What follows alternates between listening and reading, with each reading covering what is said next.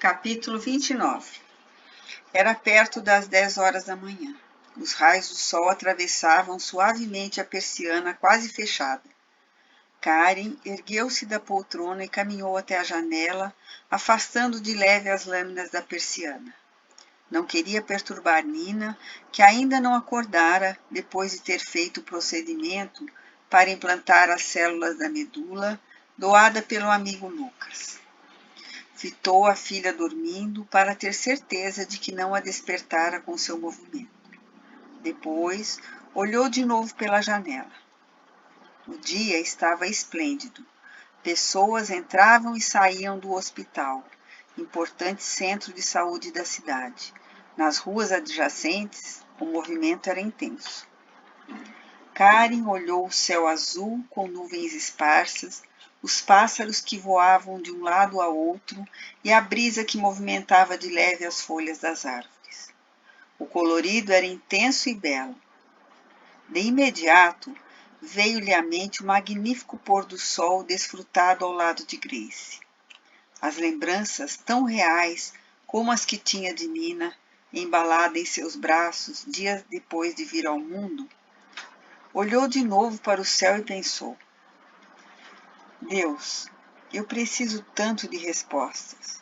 Eu quero compreender o sentido de minha vida, dessa doença de Nina e o motivo dessas lembranças que não me deixam mais, como se eu tivesse duas vidas em vez de uma. Depois, sentou-se na poltrona e puxou para bem perto da filha. Vai dar certo, filha, balbuciou quase em voz inaudível. A expectativa de Karen e John era muito grande. Depois do procedimento pelo qual Nina foi submetida, o maior risco que enfrentava era o de que houvesse rejeição por parte das células implantadas.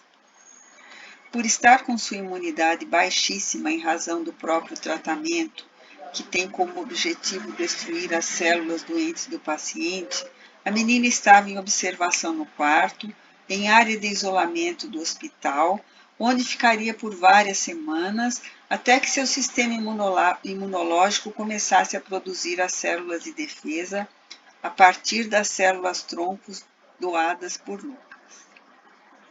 De hora em hora, era acompanhada pela equipe médica e de enfermagem. 2 semanas depois, o médico analisou o quadro e informou: está tudo indo muito bem. Os resultados são excelentes, mas vamos segurá-la aqui por pelo menos mais uma semana. Queremos que ela apresente uma melhora significativa e uma resposta imunológica bem alta. E quais são as chances dela se curar, doutor? Remissão total é difícil de dizer. Às vezes, mesmo depois de se recuperar, a doença volta, mesmo depois de anos de aparente remissão. Temos de aguardar, Karen. Você, como cientista, sabe que não se pode esperar um milagre. Estamos fazendo tudo o que é possível, mas não se pode afirmar nada. O médico finalizou os exames e saiu, deixando Karen incomodada. Depois daquele jato de descrença e quase indiferença, Karen fitou John e desabafou. Idiota! Como assim? John se assustou. Não se pode esperar um milagre. Não entendi, Karen. Você sabe que ele está certo. De qual ponto de vista, John? Do que está falando? Não estou entendendo o que você quer dizer. Karen fez uma longa pausa e depois disse: aconteceram algumas coisas que se poderia chamar de sobrenaturais em minha viagem à Irlanda do Norte. Não contei antes, pois não tivemos tempo de conversar com calma. Minha cabeça estava muito confusa e ainda está. Mas sei que há no mundo mais do que a ciência insiste em ignorar. Então você agora acredita em milagres, Karen? Não sei ao certo em que acreditar, mas sei que há mais do que apenas o que nossos olhos podem ver. Sei que vivemos muitas vidas, e isso só é possível com a existência do espírito que sobrevive à morte do corpo. E, Se isso existe, pois experimentei a realidade de lembranças de outra vida, o que mais pode existir que insistamos em não enxergar? Estou perplexo, Karen. Conte-me tudo. Quero saber que experiência foi essa que a fez parar de negar a realidade do transcendente. E Karen se pôs a contar em detalhes ao marido o que aconteceu na Irlanda. Mais tarde, em casa, ela mostrou-lhe o anel, prova concreta de que as lembranças eram reais. Lucas conseguiu emendar sua licença e tirou férias. Ainda estava hospedado na casa de Karen, acompanhando o desenrolar dos fatos. Depois do jantar, antes de se recolherem, os dois amigos conversavam na varanda, observando o firmamento salpicado de estrelas. Está tudo bem, Lucas? Comigo sim, mas estou apreensivo quanto ao resultado do transplante e à recuperação de Nina. Eu também. Ela silenciou, olhando as estrelas. E você, como está lidando com tudo isso? Ainda com dificuldades, Lucas. Minha cabeça está repleta de questionamentos. É impossível negar a experiência que tive. Isso já consegui aceitar. Mas por que tudo isso? Estou sequiosa por respostas. Sinto-me presa em dois mundos, em duas vidas. E não sei ao certo o que fazer. Ele recostou-se na cadeira e suspirou fundo. Tudo tem uma explicação e você vai encontrar as respostas. Quase me esqueci. Encontrei o nome de um cientista que foi praticamente expulso da comunidade médica por divulgar resultados de pesquisas que foram refutadas pela companhia onde eu trabalhava. O nome dele aparece em alguns documentos sigilosos da empresa. Pesquisei um pouco mais na internet e fiquei confusa. Ele fala sobre coisas nas quais eu gostaria de acreditar, mas, ao mesmo tempo, é rechaçado, ridicularizado, tratado como um profissional sem credibilidade. O que você acha? Sobre o que ele fala? Karen titubeou ligeiramente e por fim respondeu. Diz ele que a cura do câncer existe e é escondida pela indústria da medicina.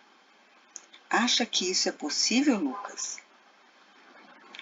Acho que existe muita manipulação do poder econômico para com a população e acredito que os interesses da indústria farmacêutica têm uma força brutal nessa manipulação. Você sabe que essa indústria é a terceira mais poderosa do mundo, só perdendo para a indústria bélica e a do tabaco. Por isso, é preciso pesquisar bastante, ir às fontes de informações para fugir da cortina de fumaça que é criada com mentiras que são veiculadas para distrair as pessoas dos fatos. Envolvido por Everton e outros espíritos amigos, Lucas indagou. E se encontrássemos esse cientista pessoalmente? Sabe onde ele vive? Não. Você quer resposta, não é? Sim, com certeza. Então precisamos fazer as perguntas certas. Investigar a mente aberta. Aí acho que encontrará o que está procurando ou o que precisa achar. Viria comigo? Certamente. Tenho mais alguns dias. O que puder fazer antes de meu regresso, pode contar comigo. Além disso, tenho uma sugestão. Fale. Tenho contato com um brasileiro que vive em Berlim. Ele participa de um grupo de estudos do espiritismo aqui na Alemanha. Gostaria de juntar-se a eles para aprofundar seus conhecimentos? Não sei se consigo ir a Berlim agora, Lucas. Que livros eu deveria ler para aprender mais sobre a realidade do mundo espiritual, das vidas sucessivas e de tantas outras questões espirituais? Para aprofundar-se de verdade no conhecimento das questões espirituais, comece lendo o Livro dos Espíritos. E você já tem. Sim, já comecei a ler. E o que mais?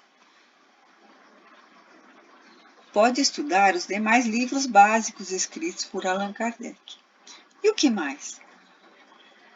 Lucas pensou um pouco, depois disse. Você vai apreciar os livros de André Luiz psicografados por Chico Xavier. André Luiz? Sim, um espírito que foi médico em sua última encarnação da Terra. Ele deu grande contribuição esclarecendo questões científicas sobre o mundo invisível, sobre a próxima dimensão imediatamente após a nossa. Foram informações e conhecimentos avançadíssimos para a época em que o médium escreveu os livros. Foi até difícil para ele publicar o primeiro da coleção, chamado Nosso Lar, que teve de esperar cerca de 12 anos para ser publicado, pois os espíritas tinham muita resistência. E por quê? Lucas pensou longamente e depois respondeu: Acho que porque as pessoas se apegam aos conhecimentos que têm e ficam com medo de descortinar o novo, de descobrir que precisam mudar mais. E novamente, e mais um pouco, em um movimento incessante. Nós nos agarramos às nossas crenças como se elas nos definissem, estabelecendo quem somos. Não compreendemos que somos muito mais do que qualquer sistema de crenças que trazemos em nós. Mas trata-se de uma opinião minha. Tenho pensado muito, Karen, a partir de minha própria existência. Eu quero crescer, desenvolver-me, mesmo que isso signifique que terei de enfrentar algumas dificuldades. Ficar parado também faz sofrer, e desse tipo de sofrimento eu cansei. Não quero mais estagnação em minha vida. Daqui por diante, somente crescimento. Corajoso você! Lucas abraçou a amiga e respondeu: Não é coragem, é esgotamento. Cansei de viver dando voltas. Sinto que preciso evoluir, aprofundar o que conheço e principalmente viver de acordo com o que acredito. Vou levantar mais informações sobre o tal cientista e, dependendo do que eu conseguir, vamos visitá-lo. Ela parou por alguns instantes e depois disse: Sinto uma dor na boca do estômago, uma ansiedade sufocante, mas preciso fazer isso.